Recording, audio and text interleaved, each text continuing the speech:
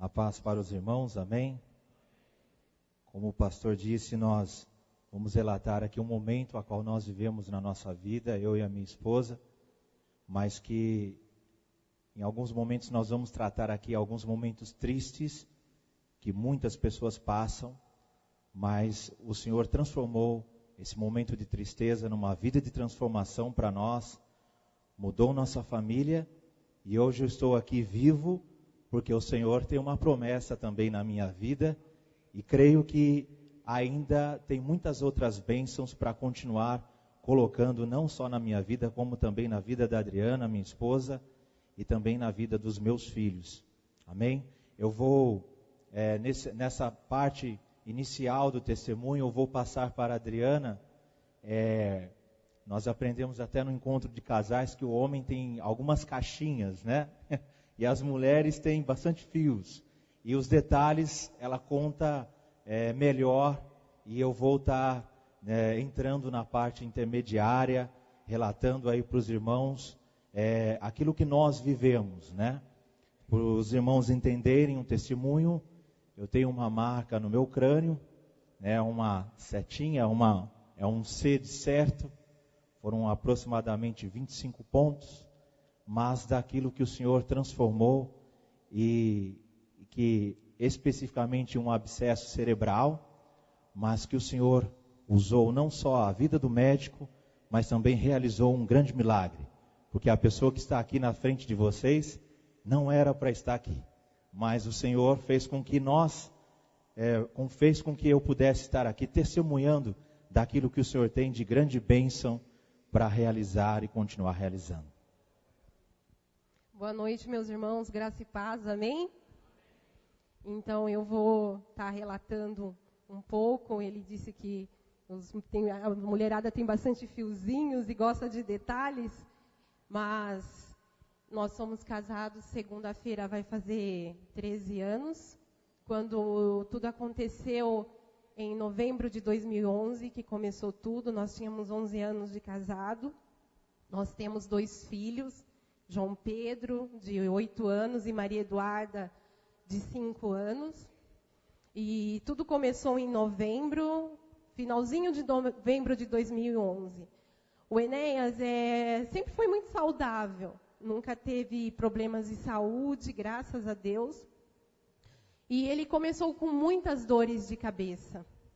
E tomava analgésico, e foi passando os dias.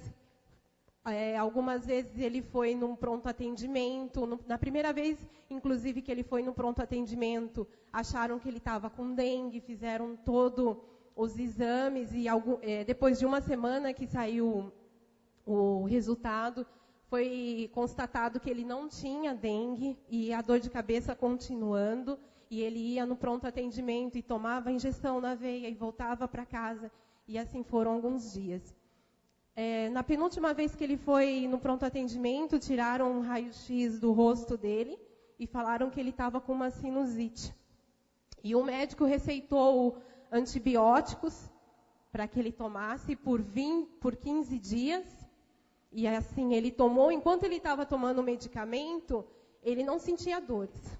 Quando acabou essa parte de antibióticos, voltou tudo de novo as dores. E ele voltando ao pronto atendimento. No Natal de 2011, para vocês terem uma ideia, eu passei com ele na Santa Casa. Ele tomando medicação na veia, com muitas dores, já não passava aquela medicação que ele tomava. E aí eu pedia para os médicos, por que vocês não fazem um exame específico? Não tiram uma tomografia da cabeça dele, isso é normal? E os médicos diziam para mim, é normal, ele deve estar com crise de enxaqueca. Tudo bem. E foi passando os dias, no dia 27, para ser mais específica, no dia 27 de dezembro, foi numa terça-feira, eu me lembro muito bem. Na segunda-feira ele havia folgado da empresa, e na terça ele tinha que trabalhar, no dia 27. E ele falou para mim, acordou, como de costume, às 5 da manhã, e falou para mim, Dri, eu vou trabalhar. Eu estou com muita dor de cabeça, mas eu vou trabalhar. E eu falei para ele, Enéas, por que você não fica? Vamos tentar marcar um médico, um neurologista, vamos ver o que está acontecendo com você. E ele falou, não, eu tenho que ir trabalhar, eu vou trabalhar. Pegou o carro, irmão, sem tomar café, sem nada, e foi embora. E eu preocupada em casa. Quando deu 7 horas da manhã, ele me ligou e falou assim para mim, eu não estou aguentando de dor. Eu fui entrar na produção, eu quase desmaiei. E eu estou pegando o carro e eu estou voltando. E eu falei para ele, você aguenta dirigir? Ele falou, aguento, eu vou embora. Como que eu vou embora? Eu saí daqui do Éden e vou embora para casa. E eu falei para ele, vamos fazer o seguinte, eu vou tentar um encaixe para você no médico. E já te ligo no seu celular. E eu peguei a caderneta ali, já marquei, consegui um encaixe no posto de saúde ali do bairro ao lado onde nós moramos. E a moça falou, se você chegar daqui meia hora aqui, eu atendo ele. Irmãos, eu liguei para o Enéas e falei, Enéas, nós vamos se encontrar lá. Você vai de carro daqui, eu vou de táxi daqui. A gente vai se encontrar lá. Quando a gente chegou lá, o médico já veio, tirou a pressão dele, tirou o batimento cardíaco, e foi olhando dentro do olho, e tudo normal. O incrível, irmãos, porque não dava pressão alta, não dava alteração no batimento cardíaco. A glicemia dele estava normal, tudo normal. Ele olhou dentro do olho, ele bateu no joelho do Enéas, ele ouviu o pulmão, ele falou, nossa, cara, o que você tem? Você não tem nada. Você deve ter nascido com um xizinho da enxaqueca. E aí ele olhou para o Enéas e falou assim, cara, desse jeito, cara, você não tem ninguém na sua casa, na sua família, que tenha enxaqueca? E o Enéas falou, sim, meu tio, minha mãe. Ele falou, provavelmente você, de hoje em diante, você está com o xizinho e daqui por diante você vai ter crises de enxaqueca. E o remédio é o seguinte, você tem que tomar um remedinho para enxaqueca, entrar dentro do quarto escuro, se trancar, esperar essa crise passar, quando passar, tudo bem. Geralmente são de 15 em 15 dias, um mês, que dá essas crises. E aí, irmãos, naquela hora, algo dentro de mim, eu falei, não, Senhor, isso não é normal. Eu sei que se eu for num laboratório e pedir para que faça uma tomografia do crânio dele, eu não posso. Eu sei que para isso tem que ter um pedido médico. E naquele momento eu falei para o médico, eu falei, doutor, você não pode fazer para mim um pedido?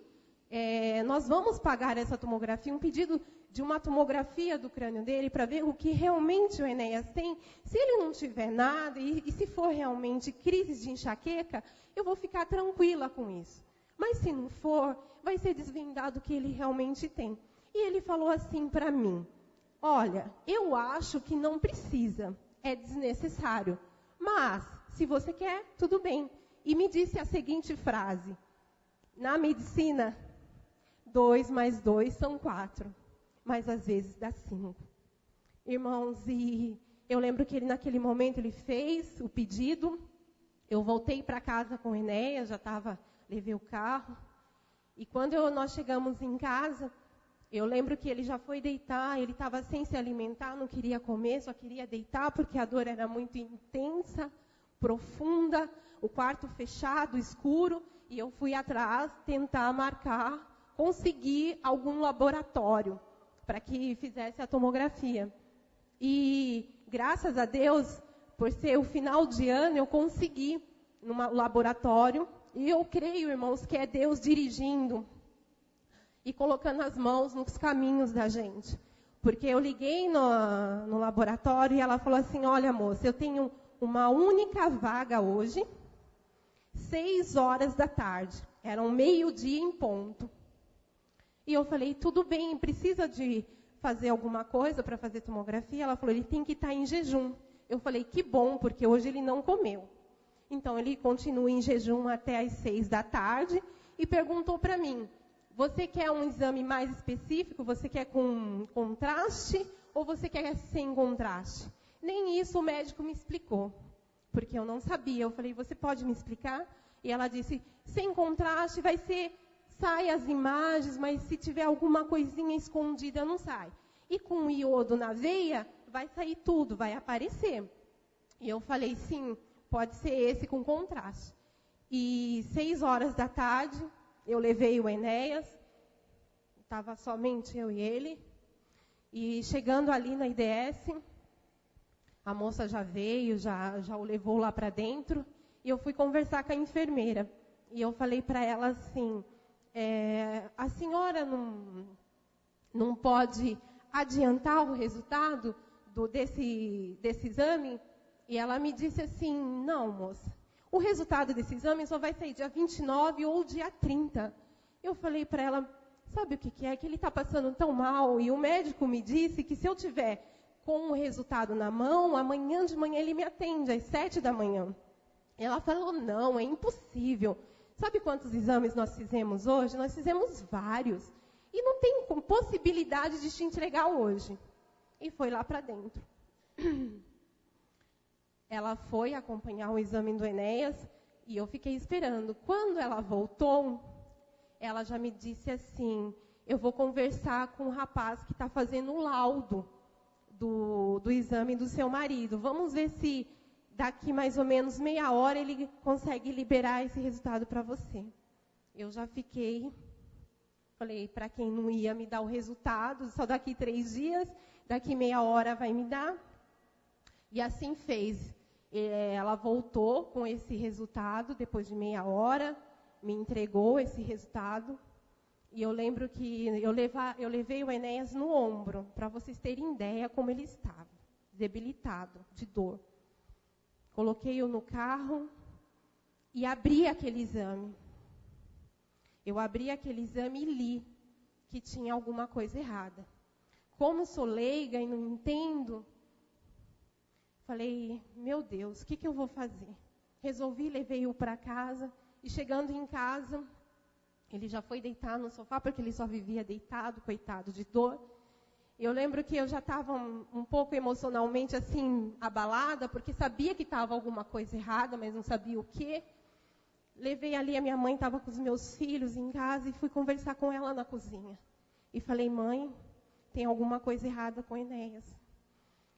Alguma coisa diz no resultado do exame. E eu não vou esperar até amanhã para voltar no médico. Eu vou levá-lo hoje para o hospital. E assim eu fiz, levamos ele para o hospital, ali na Santa Casa, lotado. A recepção estava cheia, muita gente. Eu fui até a recepcionista com o exame dele, e fiz a ficha dele e falei assim, eu preciso que algum médico nos atenda. Eu estou com um exame, eu estou com uma tomografia do crânio do meu marido, e gostaria que algum médico olhasse e falasse o que ele tem. Que ele não ficasse todo esse tempo esperando muitas pessoas, porque ele está passando muito mal. E 5 minutos, irmãos, a médica nos chamou, foi rápido, nos chamou ali naquela sala.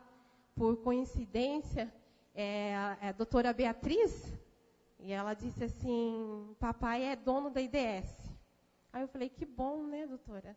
Ela abriu aquele exame, o Enéas sentado, e eu estava de pé, e ela falou assim, eu não posso esconder nada de você, Enéas. Você é o paciente, a sua esposa está aqui, e eu vou dizer o que realmente está acontecendo. O que você tem no crânio é um tumor, e um tumor muito grande, e ela leu para nós a descrição do laudo que dizia lesão expansiva frontal esquerda. É muito grande, pelo que eu vejo aqui, daqui você não sai. Eu estou te internando agora. Você, que é a esposa dele, vai fazer toda a papelada para interná-lo. E eu não tenho mais nada para dizer para você. A única coisa que eu tenho para te dizer é que amanhã o neurologista vai passar e vai esclarecer para vocês. Mas o que eu entendo aqui é um tumor, e é grande, e é sério, e daqui você não sai, você está correndo risco de vida. Para vocês terem ideia, naquela hora ela já chamou o enfermeiro já aplicou morfina na veia dele. Bem, a partir desse momento que eu recebi a notícia da doutora Beatriz, para muitos que usam até a expressão, né, a casa tinha caído. Daquele momento em diante eu não podia retornar para o meu lar, eu teria que ficar aquela noite na Santa Casa. Tomei um medicamento, a morfina, que realmente a dor era muito constante e também dava falta de ar. Eu respirava fundo, doía muito a cabeça nessa parte aqui esquerda. E eu só me lembro que me despedi da minha esposa.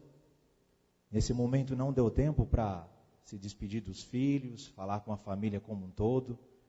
E a Adriana estava levando a notícia para a família que eu iria ficar internado. Isso foi de uma terça-feira para uma quarta-feira. Então foi muito rápido o que aconteceu comigo no mês de novembro. E quando chegou o mês de dezembro, eu já não estava legal. Por mais que eu continuasse, persistisse, tentar, não preciso do médico, vai passar, não, o negócio estava feio mesmo. Nessa quarta-feira, eu fiquei no corredor da Santa Casa. Ali me despedi da minha esposa e falei, Senhor, está nas suas mãos. De primeiro instante, irmãos, como qualquer ser humano, você não acredita, você quer conversar com a médica e falar, não, aqui eu não fico, eu quero ir embora. E realmente ali ela convenceu da importância de um neurologista estar avaliando a minha situação. Naquela quarta-feira, eu também não tinha um quarto, eu fiquei no corredor da Santa Casa. A minha esposa falou, vou buscar roupa. Ali houve um momento de tensão, de nervo. Eu falei, não, vou dormir com a roupa. Eu lembro que eu estava de calça jeans, sapato. Não, aqui mesmo vou dormir de calça jeans mesmo, com a roupa do corpo. Amanhã pode ser que ele avalie, já estou caindo fora daqui e tudo bem. Para minha surpresa, na quarta-feira, o médico só foi passar à noite, por volta de umas 8 horas aproximadamente. No final do dia, o Dr. Beda leu a tomografia e eu tive uma notícia, desculpa se eu ficar emocionado, mas a notícia que ele deu, ele falou assim para mim, eu lembro muito bem as palavras dele. O seu caso é de cirurgia, você tem um abscesso cerebral. E assim, ele era bastante assim, bem direto, né? Às vezes brinco até com algumas pessoas, você ser direto, e às vezes fere. Mas o médico foi bastante direto na situação. Ele falou assim, Enéas, o tamanho de 1 grão de arroz no cérebro é o suficiente para uma pessoa convulsionar. Eu não sei como que você está de pé, porque o que você tem aí são 4,5 centímetros de diâmetro. Ele falou assim para mim, como é que você está de pé? A partir de agora eu vou mudar a sua medicação e você precisa ser operado urgente. Então você vai tomar uma medicação por volta de 10 dias. Essa medicação é uma medicação especial. Pode ser que seja um tumor também, nós não sabemos, nós vamos avaliar nesse intervalo. Pode ser maligno, pode ser benigno. E você agora vai ficar internado aqui durante esse período. Eu vou marcar sua cirurgia o mais urgente possível, mas primeiro você precisa tomar toda a medicação para tentar conter esse abscesso. E também ele tinha comentado que poderia ser uma infecção. E seria eu diria, não menos grave, porque tudo que ele formava no crânio é grave. E ele falou assim para mim, eu vou ter que abrir o seu crânio, né? A pessoa você recebe assim naturalmente, né? Vou abrir seu crânio, vou furar ele, vou passar algumas camadas até chegar no cérebro e vou fazer uma limpezinha nele, tirar toda a infecção. Isso vai levar só algumas horas. E aquela notícia realmente me chocou. Foram 21 dias internados. A partir daquela quarta-feira, o meu lar era a Santa Casa. era acordar de manhã, tomar o café, depois comer um pão, depois andar pelo corredor, depois almoçar. Foram 21 dias, considerando que a Santa Casa seria ali o meu repouso, eu poderia dizer assim. Mas também muito triste. Logo no primeiro dia tinha 3 pessoas fazendo quimioterapia, né? A pessoa que era um quarto de pessoas que estavam com câncer. Aí do lado da meu leito tinha uma pessoa também que estava fazendo quimioterapia. E eu pedi, Senhor, me conforta, mas ao mesmo tempo a carne falando, não me conformo com isso, quero sair daqui. E muito bem, do primeiro para o segundo dia, comecei a me conformar que realmente tinha que passar pela cirurgia. Então ali eu vi muita coisa na Santa Casa. Eu falava para o Senhor, como é que pode? Porque eu tento dormir à noite, mas eu vejo gritos. Teve uma noite que eu não consegui dormir, porque próximo ao corredor, só no corredor ali, teve 11 mortes. Aquilo ali para mim foi algo assim que realmente eu não consegui dormir.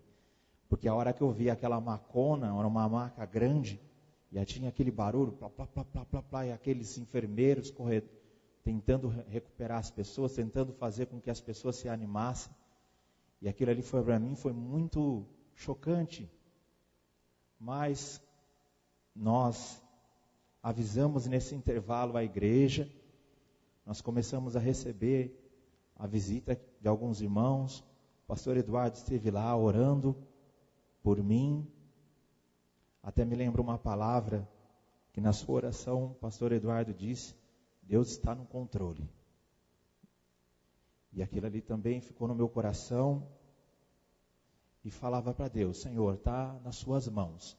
O que realmente eu tenho que passar, que seja para o engrandecimento do teu nome e não o meu. Tudo seja para a tua glória. Alguns irmãos visitavam, davam uma palavra de conforto. E passou 10 dias e nada da cirurgia. Aí quando foi no 10º dia, eu me lembro que eu já falava assim, não estou aguentando mais. Isso aqui para mim, 10 dias e nada de cirurgia, eu estou tenso. E aí eu me lembro que o Dr. Beda fez uma visita no quarto, e eu disse para ele assim, em tom bastante nervoso, eu até chamei ele de cara, né? Tão nervoso que eu estava, nem chamei de médico, eu falava, faltou só grudar no pescoço dele, né? Eu me lembro a expressão que eu utilizei, viu, cara, você tem que tirar o daqui, eu não aguento mais. E nervoso ao ponto de, ele falou, nossa, Enéas, você não está legal não, você é calmo, você é sereno, o que está acontecendo com você?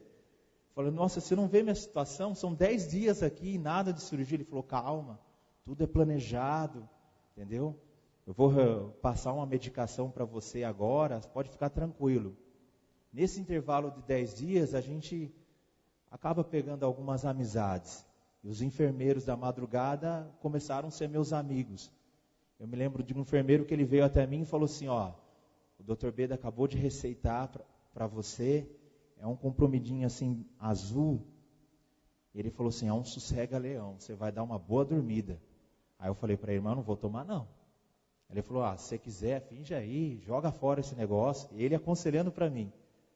Aí eu falei para ele, então eu não vou tomar mesmo. Isso aqui eu não tomo. Vou tentar me acalmar, mas não vou tomar. E não tomei. Eu me lembro que nessa semana foi agendada realmente a cirurgia. Ele conseguiu, depois de 2 dias, se não me engano. No dia 11 de janeiro foi agendada a minha cirurgia.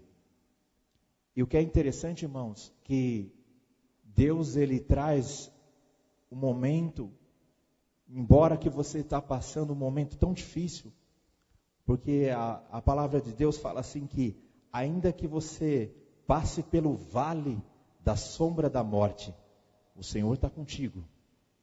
Eu me lembro que a minha comunicação com os meus filhos era por telefone. E eu ficava tão alegre quando eu comunicava com eles. Eu descia, pegava o elevador, descia no subtérreo e via eles. Mas o que mais chocava era quando eles falavam: pai, quando você volta para casa? Você está demorando muito tempo aqui. A Maria Eduarda falava, o João Pedro falava, a Adriana me acompanhou por esse momento. Esses 21 dias ela me acompanhou, conseguiu uma carta para que ela ficasse meio período. Foi mais do que uma companheira, porque eu digo, irmãos, que quando nós subimos ao altar para casar, eu creio que não é só na alegria, mas também na tristeza. E ali o Senhor também começou a trabalhar conosco, começou a trabalhar no nosso amor, porque o amor também tem que ser revelado no momento de tristeza. E ali eu pude ver o momento dela, ela viu eu tenso, um momento triste, mas estávamos juntos. A todo momento a gente conversava, procurava mudar o foco, mas o Senhor estava trabalhando também nas nossas vidas. E na quarta-feira, realmente a cirurgia foi agendada para o dia 11 de janeiro, iria começar às 9 horas, e eu me lembro que quando agendaram no dia 11, a enfermeira, ela falou, está tudo certo, vai ser por volta de 9 ou 10 horas, né? Estava marcado para ser às 8, vai vendo como eu lembro bem, né? Estava marcado para ser às 8, e depois ao mesmo tempo que falou, está marcado essa cirurgia, aí entrou a enfermeira e falou assim, não deu nada certo. Não deu certo e talvez você não vai ser feita a cirurgia hoje. E eu me lembro que o meu coração ficou triste por causa disso, que eu queria passar pela cirurgia. Eu falava, meu Deus do céu, quando é que eu vou sair daqui? E eu me lembro que algo de Deus confortava o meu coração, e ao mesmo tempo eu fiquei triste, eu me encruei ali na cama, e falava, meu Deus, quando que vai acontecer? Será que vai ser para a próxima semana? A medicação muito forte. E depois mais ou menos de alguns minutos, uns 40 minutos mais ou menos, ela entra com tudo e fala assim, troca de roupa, porque agora o negócio vai acontecer e sua cabeça vai ser furada, né? Quer dizer, tinha umas palavras assim, bastante assim de amor, né? Então, sua cabeça vai ser furada, então troca de roupa logo. E aí eu tive que ir ao banheiro, trocar de roupa, e aí já entra uma maca, você tem que deitar aqui. Não, posso andar, eu posso me conduzir. Não, você tem que deitar aqui, porque você vai entrar no centro cirúrgico agora, é aqui que nós vamos levar você. E ela pediu também para a Adriana ajudar a levar. Então a Adriana me acompanhou até o centro cirúrgico. Está faltando um pouco de palavra agora. Nesse momento, aí realmente pesou um pouco. Eu também falava com Deus. Deixa eu esperar um pouquinho. Senhor, se eu voltar, amém. Mas se eu não voltar, que eu esteja contigo.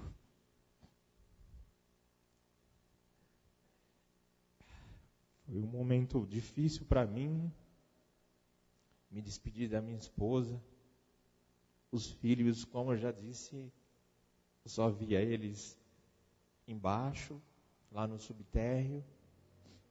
A família também visitou, alguns irmãos visitou. Mas naquele momento que você entra no centro cirúrgico, você não sabe o que vai acontecer com você. E que é interessante que você não entra nem sozinho. Parece que a partir de quando o blindex abre, ali estava aproximadamente umas 5 pessoas para fazerem cirurgia, e ali são divididas no centro cirúrgico. E ali o enfermeiro começou a etiquetar a minha mão, começou a etiquetar a maca, começou a falar comigo, vai ocorrer tudo bem, está tranquilo, a equipe está aí. Mas aquele momento era só você e Deus. Só você e o Espírito Santo de Deus para confortar o seu coração, falar, Senhor, está nas suas mãos. Poucos dias antes, o doutor tinha falado, Enéas, tudo bem, você está preparado? Eu falava, não. Preparado, por mais que as pessoas podem falar que está, mas nós não estamos preparados. Mas eu creio que eu vou voltar, doutor. Bem, antes de entrar no centro cirúrgico, a comunicação, até um pouco, ele começou a cortar comigo. E a Adriana pode relatar detalhes, quais foram os riscos antes e depois da cirurgia. Então, irmãos, esse período que ele ficou ali internado, um momento difícil, e eu confesso que emocionalmente eu fiquei um caco. Mas aquela noite que eu voltei para casa, que eu deixei o internado em casa, na Santa Casa, ali chorando, porque por mais que nós controlamos as nossas emoções, não. Ali eu chorei muito. Eu chorei no colo da minha mãe. Eu falei, mãe, o homem que eu amo, que eu casei. Irmãos, isso não é um testemunho, viu? Mas é o que aconteceu. E ela falou, não, vai dar tudo certo. Orou por mim. Eu lembro que eu fui dormir umas 4 da manhã. E eu não dormia, eu rolava na cama, só pensando nisso, só pensando. Eu falei, meu Deus, o que vai ser um tumor? E quimioterapia? E pensando, a minha mente estava lá na frente, sabe? Eu falei, meu Deus, o que vai ser? Meu Deus, e os riscos? Meu Deus, e amanheceu o dia. Eu levantei, eu tomei um banho e eu fiz uma oração. Eu falei, Senhor, eu preciso de forças. Porque eu sei que se o Enéas estivesse no meu lugar, ele ia fazer a mesma coisa por mim. Eu preciso de forças, Deus. Renova minhas forças como a águia nesse momento. Eu de mim mesma não tenho forças, eu estou me sentindo uma formiga, Deus. Mas nesta hora eu preciso do Senhor. Eu preciso ir para aquele hospital, eu preciso estar com Ele. Eu preciso passar esse momento com Ele, eu não posso ficar deitada, chorando, lamentando. Eu preciso estar ao lado dEle. E eu sei, Deus, que o Senhor vai me dar essa força. Eu lembro que eu fui visitá-lo, foi o pastor, e eu lembro que dentro de mim eu falava, aqui dentro desse hospital eu não choro. Eu não posso chorar. Eu não posso. Da porta para fora eu choro, eu grito, mas aqui dentro eu não posso chorar. Eu tenho que estar lado a lado com Ele. É na alegria, é na tristeza, é na doença, é na saúde, e é nessa hora Ele está precisando de mim. Eu creio que Deus está do lado dele, eu sabia que Deus estava, mas eu preciso estar do lado dele. E ali, como ele mesmo disse, eu consegui uma carta. Eu entrava de manhã, irmãos, para vocês terem uma ideia, e saía de noite. Eu queria estar a par, saber de tudo que ia ser feito, conversar com o médico. E o médico já não conversava algumas vezes, depois desses 10 dias que ele fez tratamento, que ele começou a tomar essa medicação forte. Para vocês terem ideia, a medicação que o Enéas tomava era uma medicação importada, caríssima. E ele tomava 7 daqueles frascos de 500 ml, custava cada um, o médico chegou a falar para nós, R$500. Tudo pago pelo hospital. E ali foi marcado, como ele mesmo disse, depois dele ter tomado toda essa medicação, o médico, eu me prontifiquei para o médico e falei, doutor, se o senhor precisar de mais algum exame, se o senhor precisar para ter como que vai operar a cabeça, porque ele falava para mim que ele não sabia, não é que ele não sabia, se era sangue, se era carne, se era pus. Ele não tinha certeza. Pela tomografia não dava para saber. Eu falei, doutor, se o senhor precisar, nós tiramos, e se puder tirar o Enéas de dentro do hospital para pagar uma ressonância, para o senhor ter certeza, para como operá-lo, como fazer. Ele falou, você pode fazer? Eu falei, posso, doutor, me prontifico. E ele falou, eu vou fazer uma carta pedindo para que o Enéas saia do hospital, vai sair com um enfermeiro, vai sair com uma ambulância, e você marca, vai ficar para você marcar e pagar essa ressonância magnética. E essa ressonância magnética vai me dar uma boa visão do que vai ser feito na operação. Porque até então, irmãos, o médico falava que ele ia cortar daqui, aqui. E ele falou assim para mim, com esse resultado, eu vou estudar com a minha equipe o melhor caminho a fazer. E ele me explicou, você sabe que é uma cirurgia muito delicada, é muita veinha, umas coisas muito pequenininhas, e eu vou ter que sentar com a equipe e estudar o que nós vamos fazer. E assim foi feito, a ressonância, foi marcada a cirurgia para o dia 11, como o Enéas mesmo disse, e ele já não falava mais com ele, mas me chamava na sala dos enfermeiros e dos médicos. E na sexta-feira, acho que 4 dias antes da cirurgia, ele me chamou e falou, Adriana, eu já marquei a cirurgia para quarta-feira. Você sabe que aqui só opera às quartas-feiras, neurologista, e eu marquei a cirurgia dele. Olha, Adriana, eu vou dizer para você. Eu, sim, doutor. A cirurgia do Enéas é delicada.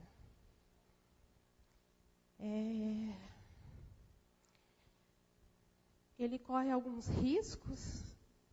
Eu não vou enganá-la, que ele vai sair daquele centro cirúrgico andando, falando, vendo, ouvindo. Adriana, eu vou deixar tudo esclarecido para você. Os riscos são grandes, ele pode sair na cadeira de roda, ele pode sair cego, ele pode sair sem falar mais. Menos que isso, nada. E eu dentro de mim falei, Senhor, eu creio no Deus do sobrenatural. Eu creio no Deus que peleja por nós, pelas nossas vidas. Deus, Tu és um Deus. E eu, dentro de mim, eu falei, Senhor, o Senhor só não fez no passado, e o Senhor faz hoje, Deus. E eu creio que o Senhor vai fazer na vida do Enéas. Quando foi E eu quero contar só isso, irmãos, porque no domingo, eu me lembro, 3 dias antes da cirurgia do Enéas, até aquele tempo eu não tinha vindo à igreja, porque não dava, corria, ia de manhã, saía de noite. E naquele domingo, eu fui visitá-lo, estava ali com ele, e eu falei, Enéas, hoje eu vou para a igreja. Eu vou buscar Deus hoje. O meu emocional, irmãos, eu confesso, estava muito abalado. E eu falo porque a gente fica ali, até a gente que é são e saudável, a gente fica abalado de tanta coisa que a gente vê ali. De tanta coisa. E eu falei, Deus, eu preciso ir buscar o milagre do Enéas, o nosso milagre, o milagre da nossa família. E eu falei para ele, vou para o culto. E eu vim para o culto. Eu sentei num lugar de costume. E eu me lembro que a palavra falou comigo naquela noite. Eu me sentia como se tivesse só eu na igreja. E naquele dia eu falei, Deus, eu preciso. Eu vim buscar um milagre. Eu vim buscar um milagre. E eu lembro que o pastor falou assim, alguém precisa de pedir algo para alguém, que venha aqui na frente, que venha receber. E eu não pensei 2 vezes, eu saí de lá correndo, eu vim aqui na frente. E eu me lembro que naquela noite o Anderson cantava o hino, o Caminho de Milagres. O Caminho de Milagres, de uma pessoa que precisava de um milagre. E que precisava tocar em Jesus.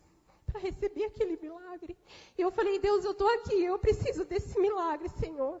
Assim como aquela mulher do fluxo de sangue, eu preciso tocar no Senhor. E eu vou receber o meu milagre, o milagre da vida do Enéas. Eu vou sair daqui diferente. Eu vou sair com a minha fé renovada. Eu vou sair daqui, Deus, crendo que o Senhor é o Deus que vai fazer um milagre na vida dele. E assim foi. Na quarta-feira, ele foi para o centro cirúrgico às 9 da manhã. 8h30, que não tinha vaga na UTI. E até então deram a notícia, como ele mesmo disse, que não ia fazer a cirurgia. E ele ficou triste, ele disse que ele foi deitar. Seria mais uma semana de espera. E a enfermeira voltou e disse, não, está tudo pronto, vamos lá. Ele levou-lo para lá, e eu fui junto. Foram 4h30 de cirurgia. Eu fiquei ali prontificada.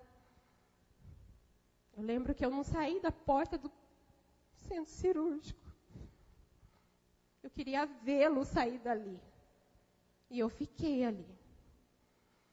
Logo, 4h30, 5h, estava dando já quase 1 e pouca. Já vinha a equipe, eles saem, toda a equipe na frente, os enfermeiros atrás, traziam ele na maca, já levaram para a UTI. E os médicos subiram no elevador e eu não consegui falar com os médicos. Eu queria saber como tinha sido. E eu sei que eu fui para a ala onde o doutor estava atendendo os outros pacientes. E ali eu esperei e falei, doutor, eu preciso conversar com o senhor. Como foi a cirurgia? E ele veio conversar comigo. E ele me disse, olha, Adriana, a cirurgia foi bem delicada. O Enéas tinha muita secreção, era realmente um abscesso cerebral que ele tinha na cabeça, e era muita secreção. Eu não sei como esse rapaz ainda está vivo, ele disse para mim. Ele poderia ter morrido a qualquer momento com o que ele tem na cabeça. E ele falou, olha, filha, ele me chamava de filha às vezes, ele falou, filha, eu não vou esconder de você. A cirurgia foi delicada, foi colocado, toda a medicação que foi dada para o Enéas foi para centralizar esse pus, para esse pus ficar duro e consistente. E quando nós abrimos o crânio dele, foi introduzido um sugador para sugar essa infecção que estava no cérebro dele. E eu digo para você, é muito delicado o cérebro. Qualquer coisinha que veio junto nesse sugador vai fazer toda a diferença na vida dele. E novamente ele disse para mim, ele pode ficar sem andar, sem falar, sem se mexer, sem ouvir, e falou, e eu disse, tudo bem. Ele falou, a visita na UTI é 5 horas, você já pode visitá-lo às 5 da tarde, estava dando quase 2 da tarde. Eu lembro que eu saí do hospital e eu fui para o carro. Ali eu não tinha almoçado. E ali eu orei a Deus. Falei, Senhor, eu jogo no mar do esquecimento todas essas palavras que o médico me disse. E eu creio no milagre. Eu recebi o milagre domingo. Eu recebi o milagre da vida do meu marido. E quando eu entrar, Senhor, na UTI, e eu for vê-lo, vai ser outro quadro. Vão ser outras notícias que vão me dar. Porque eu creio no Deus do sobrenatural. Eu não sei, irmãos, de onde vinha a fé, mas eu creio que era a oração de vocês. De todos vocês. Eu lembro que a igreja orava, os irmãos ligavam, cada palavra que me disseram, que estavam orando, que estavam pedindo pela vida dele, e eu creio que foram as orações. Quando eu cheguei às 5 da tarde, e fui... Já dou o microfone. Só vou contar essa parte. Que ele não lembra, né? Ele não entrou na UTI. Que eu lembro, eu entrei às 5 da tarde, e a UTI ali da Santa Casa é uma... Eu não sabia disso, irmãos. A UTI do particular e a UTI do SUS é uma do lado da outra. E até então eu não sabia, eu estava na fila, e é aquele ritual todo de roupa, de máscara, de sapato e um monte de coisas. E eu lembro que eram 2 médicos chamando, e um dos médicos chamou Enéas Ramos. Quem que é alguém tem algum parente do Enéas Ramos? Eu ali fui. Ele falou: o Enéas está bem, está se recuperando bem, e você pode entrar. E eu lembro que eu entrei e ele me levou ali até onde ele estava na UTI. E eu lembro que correu assim a cortina cobrindo, fechando a cortina. Ele fechou a cortina. Eu falei: nossa, que estranho. Aí eu olhei para ele e eu vou dizer o que é, irmãos. Ele estava na UTI do particular, tá? Para honra e glória do nome de Jesus. E eu não sabia. Colocaram ele lá. Colocaram, não, o Senhor colocou ele lá. E quando eu entrei ali, o Enéas, imagine fio e um monte de aparelhos ligados numa pessoa. Parecia um Robocop, né? Estava bem cheio de fios, bastante bem. Mas o Senhor ali na UTI, quando ela entrou, ela perguntou se eu estava bem. E ela ficou à distância até dos meus pés. E eu me lembro que daí você pediu para levantar, né? Levanta a mão, aí eu levantei. Levanta a outra. Direita, esquerda. Aí eu fiz ali, né, aquela ginástica toda. E o pé, levantei. Depois o outro, levantei. Pescoço, fiz assim, fiz do lado. Aí eu falei: eu estou bem, graças a Deus. Graças a Deus eu realmente estava bem. Na quinta-feira para sexta-feira, de quinta para sexta, o médico que estava na UTI, ele já liberou às 10 da manhã para que eu fosse para o quarto. Ele falou assim: dos pacientes que está aqui, eu posso destacar que você é um dos melhores que está bem. Depois de um dia para outro, foi apenas 24 horas na UTI. Eu glorifiquei ao Senhor, voltamos para o quarto. E eu falei: quem faz isso é somente Jesus mesmo. Glória a Deus. Embora estava já com a cabeça cortada, que eu falo para ela: isso aqui é um charme, né? Você vê que nem todos os irmãos têm isso aqui igual eu, né? Tá vendo? E ainda assim, né? É um charme, né? Fora a franja, que o cabelo é bastante bom, né? Então, isso faz com que hoje nos alegremos, porque tudo que o Senhor fez, Ele opera por completo. Eu não tenho nenhuma dor de cabeça. Eu posso dizer que de tempo para cá, eu não tive mais dor de cabeça. Eu me movimento muito bem. Também jogo bolinha, mas meia boca, mas também jogo uma bolinha com os irmãos, né? Eu posso destacar de 4 sexta-feiras aí, fiz um golzinho, tá bom. Estou com saúde, né? E um fato muito curioso é que no domingo, um dos médicos falou que eu ia ter alta. E aquilo ali tomou meu coração. Eu falava: não, vou ter alta no domingo. E isso ia fazer 20 dias. E eu me lembro que o Reinaldinho tinha comunicado que a igreja já estava em jejum nesse processo de 21 dias. Só que eu havia me esquecido, né? O Reinaldinho me visitava no período da tarde, lia alguns salmos para mim, era bastante motivadora, Deus usando a vida dele também, como de muitos irmãos. Meu agradecimento é num geral. Mas no domingo ficou bastante curioso, porque aquilo ali tomou conta do meu coração e eu ia sair. Eu falava: vai liberar, vai dar alta. E o doutor não veio no domingo. Só que ele mandou uma assistente dele. Como é que era o nome dela? Não vamos lembrar, né? Era uma médica, neurologista. Da equipe dele. E quando ela passou no meu quarto, eu falava: o doutor falou que hoje, né, vai dar alta. Aquele sorriso enorme, a cabeça toda costurada, né? Então vamos para casa, vamos desfrutar da bênção do Senhor. Ela falou assim: que ir para casa, pode ser que tenha que ser feita outra cirurgia em você. Você não pode ir para casa não, menino. Aí eu falei assim: meu Deus do céu, outra cirurgia? Não vou aguentar. E aquilo ali foi, parece que algo assim que veio como um torpedo no meu coração. Eu me entristeci de uma forma que foi assim instantânea. Eu falava assim, como outra cirurgia? Não tô, só Deus sabe o que aguentei. E aquilo ali tomou conta. Eu falei, não está certo. Estava bonzinho já, né? Já estava até nervoso. Então, já comecei a questionar. E eu falava, minha mãe estava ali, deixei minha mãe nervosa, deixei a Adriana nervosa. Não, eu vou sair, o negócio aqui vai ter que ser hoje que eu vou sair. Eu me lembro que alguns pastores visitaram naquele período, ligaram para alguns pastores, né? Vai lá que o Enéas já está bom e já está, né? Já está dando trabalho. Já está dando trabalho. Mas eu me lembro que eles oraram, ali foi uma bênção receber a palavra.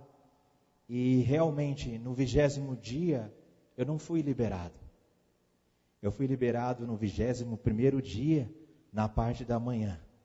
Porque eu creio que tudo isso também contribuiu para o propósito do Senhor, não só na minha vida, mas também trabalhando na vida da igreja e na vida dos irmãos.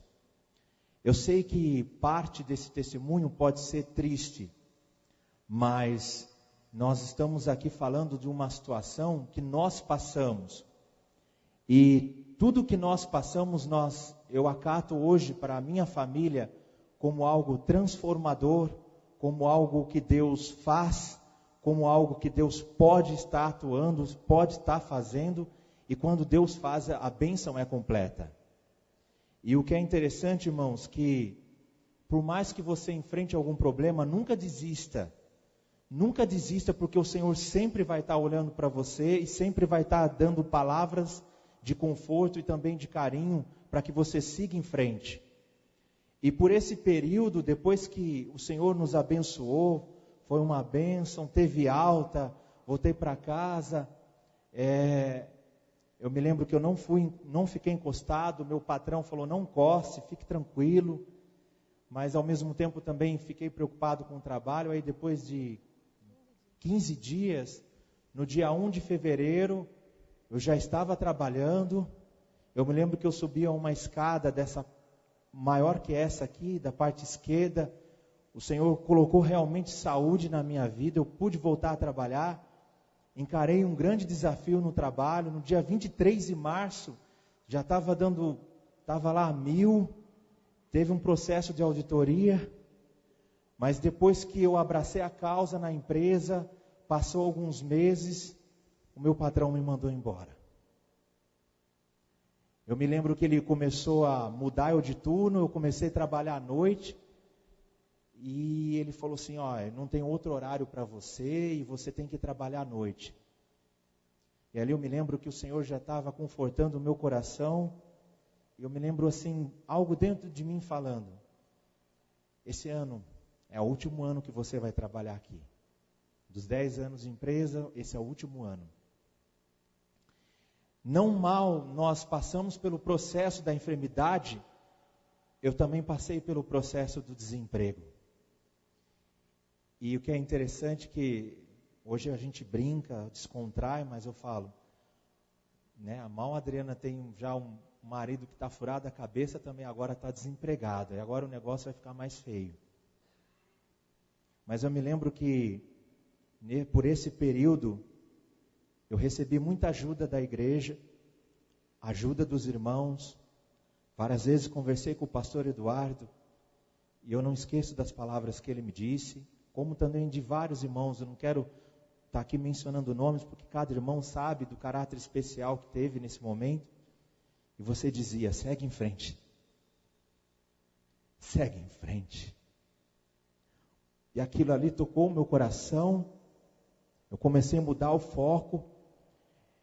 Claro que vem a preocupação de você estar, puxa vida, fui operado, será que eu realmente vou voltar no mercado de trabalho? Vários irmãos aqui com o coração aberto para nos ajudar, isso aí é realmente que fica na nossa memória.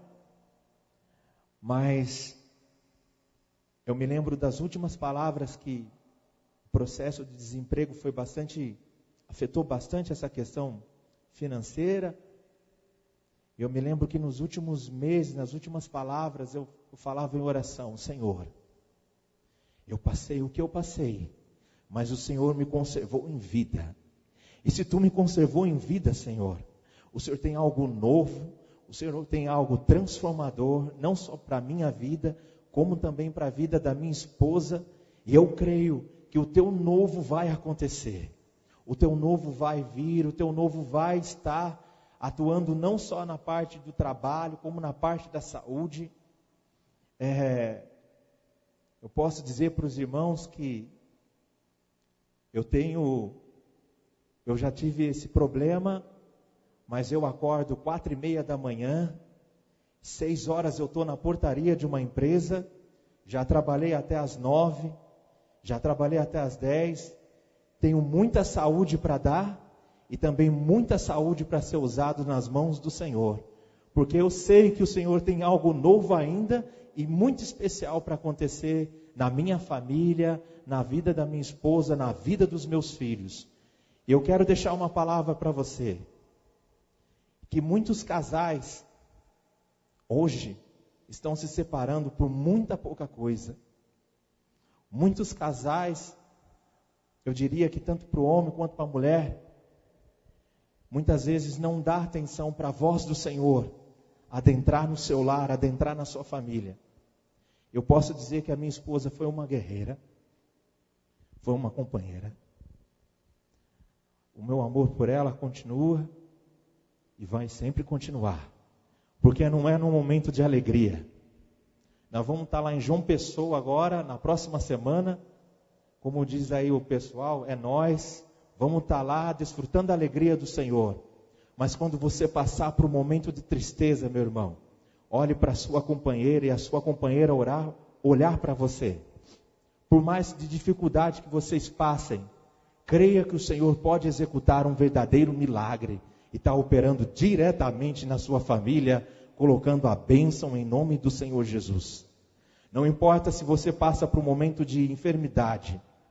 E nós vemos hoje o milagre do Senhor. Tudo isso faz com que nós hoje agradecemos a Deus por tudo quanto Ele fez. E eu só quero deixar uma palavra na parte final. Eu separei essa palavra, ela está em Êxodo, capítulo 14.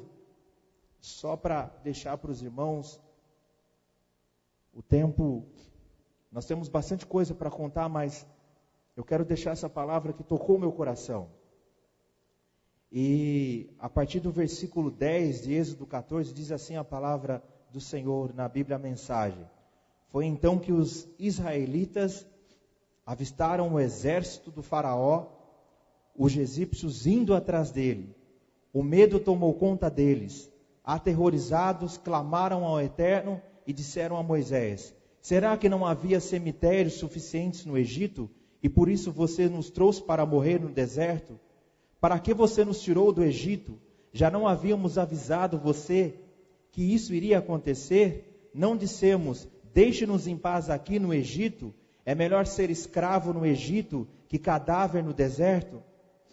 Moisés respondeu ao povo, versículo 13: não tenham medo, ficam firmes e observem o Eterno realizar hoje sua obra de salvação a favor de vocês. Olhe bem para os egípcios hoje, porque vocês não vão tornar a vê-los. No versículo anterior mostra uma situação que o povo estava passando. E o povo passou por um momento de medo, olhando para trás. O Senhor já estava determinando a bênção, porque era só continuar, andar um pouco mais para frente, enxergar que o Senhor estava com eles. O Senhor havia tirado eles do momento de escravidão, e por um momento eles não estavam enxergando esse momento, o momento do novo, o momento do transformador. É nessa hora que nós temos que olhar para Cristo. Por mais que você passe por um medo, por mais que você passe por um momento de terror, eu diria, olhe para o Senhor Jesus, porque Ele vai sempre estar estendendo a mão para você e dizendo: continua, não desista, avante, vá em frente, por mais o problema que você esteja passando, porque nós cremos que o Senhor é poderoso para realizar. Está aqui uma pessoa que, se eu for contar para você, eu também nasci com 2 furos no coração. Também já fui curado de um câncer, já fui curado desse novo processo que nós passamos, mas tudo para a honra e para a glória do Senhor Jesus. Se você está com saúde, meu irmão, glorifica a Deus nesse momento. Agradeça a Deus, não murmure pela sua vida. Agradeça a Deus por tudo que Ele tem concedido. Eu lembro que eu passei por um momento em casa, ela falava assim, e esse mês, o que vai dar? Esse mês é só agradecer, porque o que nós vamos receber, Deus sabe o que nós vamos receber.